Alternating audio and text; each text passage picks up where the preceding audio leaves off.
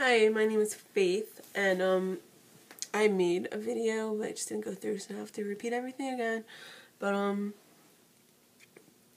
I've been watching some pregnancy stories on YouTube, and I just thought that it was appropriate for me to share mine.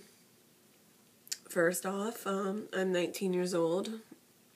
I'm not like 16 or like 15, thank God, but I am 19 years old. I'm currently 24 weeks pregnant with a baby girl. She's going to be due in October. I guess that I'm going to just start off with my baby's father and I's history, and I pretty much will just sum it up. So I met him, his name is Matt. I met him when I was like 15. Oh, I started talking to him when I was 15, but I knew him kind of. He was like my sister's friend's boyfriend when I was in middle school, and she was a freshman. I was like in 7th grade, and she was a freshman, and she was dating him. But I met him like later on. So he was always older than me, obviously.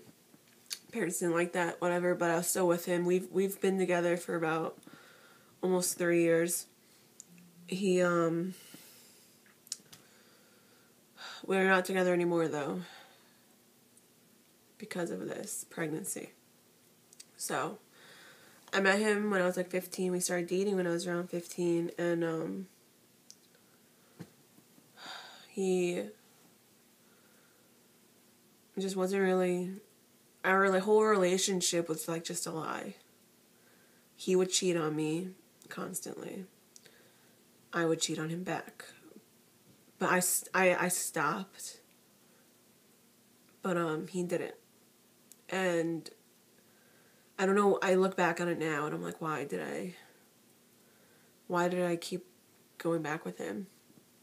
And we were not good for each other. We would fight, we would like punch each other. He would leave me in the middle of New York and I wouldn't have no idea where to go. But eventually I moved in with him, which was probably the worst mistake of my entire life.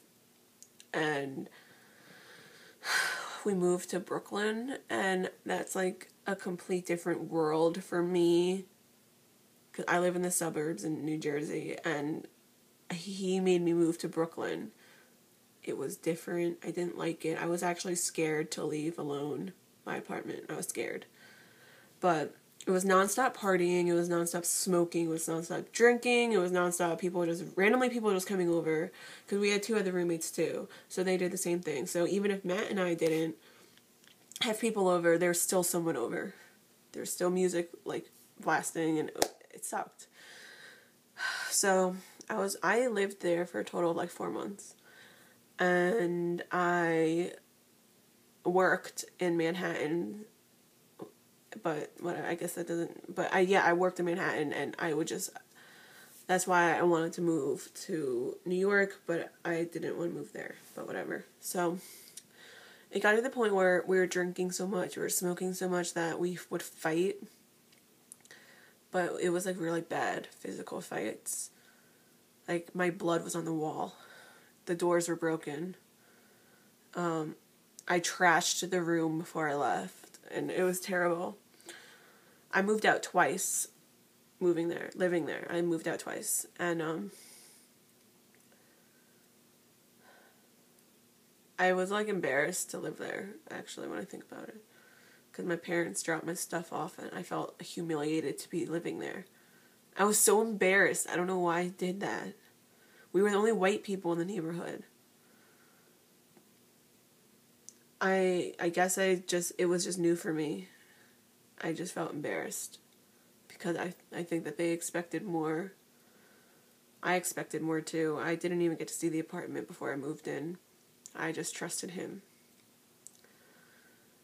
But so later on, I started to feel like really bad. I started like feel nauseous and tired a lot. And I started calling out of work for a while, and that was for 2 months. They were getting pissed off at me that I kept calling out. But I was calling out because I just didn't feel good. There was something wrong, and I didn't know what it was. I thought Maybe it was just because I was smoking too much or drinking too much. I never got hungover from drinking too much, so I had no idea what it could have been. And so one day I go into work and my coworker was like, I got a pregnancy test for you, so you should take it. I was like, all right. I go into the bathroom and I take it, and I literally I took it and it came out positive, and I was just staring into the mirror. I just stared in the mirror at myself. For like 5 minutes, I was just staring at myself like that. And I called Matt and I told him, and he was like, really? And that's all I remember about that. It was like 5 seconds I was talking to him because he was at work too. And then on my break, I called my mom. Well, first I called my sister, and she literally freaked the fuck out at me. She was so pissed off at me because my family hated Matt. They hate him. They still do. They hated him, and they still do. They wish he was dead. And she was pissed off at me. She was so mad at me. So I called my mom, and my mom was just like, okay. She really didn't have anything to say. She's just, okay. That's all she said. And I should have waited. When I think about it, I really should have waited because that day was my dad's birthday, and I feel like I just should have waited everything out. And then I went home, and I told, like, Matt and I were talking about it, and he really wanted me to get an abortion. I was not going for the abortion because I'm adopted, and it's been a really big struggle for me growing up in, like, a family who I felt like didn't look like me. And I felt like always the odd one out because of other things, but also because none of them looked like me. I felt like I just didn't fit in. And just being adopted, I don't know how to explain it, but it just got to me forever. So Matt was like, oh, you should get an abortion. Like, we have so much things to do in life and whatever. And I'm just like, I'm not getting an abortion. I would not be able to live with myself if I got an abortion. And he was mad at me because of that. And adoption was not an option because of, I'm adopted. That was never an option. But he was mad at the fact that I wouldn't get an abortion. So I packed my things and I left for the 3rd time, and I never went back again. I haven't been there since. I've been with my family at my mom's house since, and my dad's house. I've been at my parents' house since. And I feel really bad about it. It's taking a toll on them. My brother was only 14, and we're switching rooms because his room is bigger, so I can have my crib in there and everything, and I feel terrible. But I feel really bad for my parents because they're financially supporting me.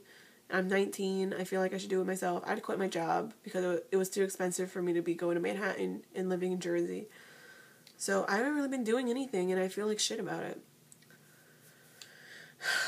But I thought Matt was going to be there for me. I thought he was. We've talked about it. If I've ever been pregnant before, he always told me he'd be there for me, and when it actually happened, he wasn't. All he does now is smoke weed, drink, hang out with friends, and that's pretty much it. He won't stop.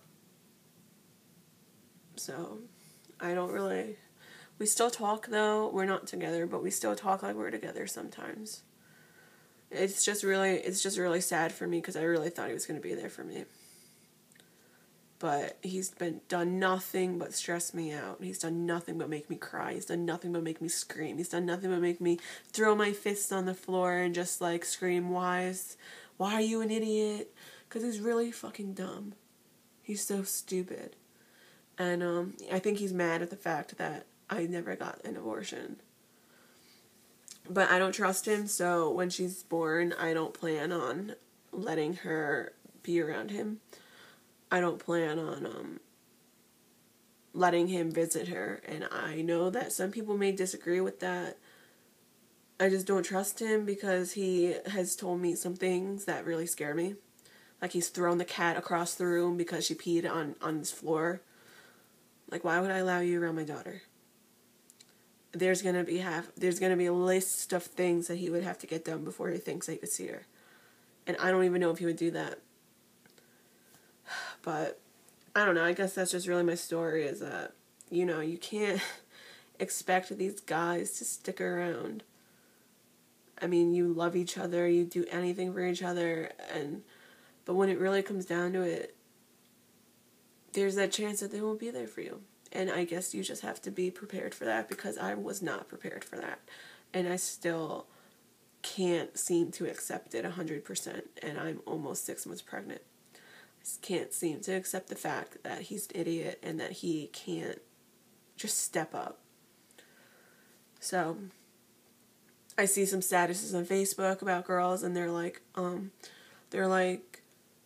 I wish I had a baby, someone to love me. I wish I had a baby so I could take care of something. But why? Yeah, babies are cute and stuff, but why do that now? Wait until you're older. I don't regret my daughter at all, and I cannot wait to see her. It's just, I wish I had her a little later in life, when I was married or something, Because now I'm going to have to deal with him forever, and I don't even like him that much anymore. I hate him a lot. I have so much hate for him. But some people just, I guess they have to just do it. To learn it, I guess. I don't know. But I guess that's just my story on how you just really can't expect people to be there for you. But the only people who will be there for you is your family. I thought that they would hate me, but they've been the most supportive ones. And I love them for that a lot, because without them, I don't know where I'd be. I'd probably still be in Brooklyn, around weed, around alcohol, around weird people coming over. I would be around all that. So, that's my story. Thanks for listening and watching. I mean, everyone has a different story. I just hope that people have better ones than I do. And it's not every guy in the world who will, be a dick, like my situation. And if you do have a guy who's there for you, then that is great for you. And I'm not even being sarcastic. That's awesome. I wish that I could have that. So, yeah, that's my story. Thank you for watching, and yeah, bye.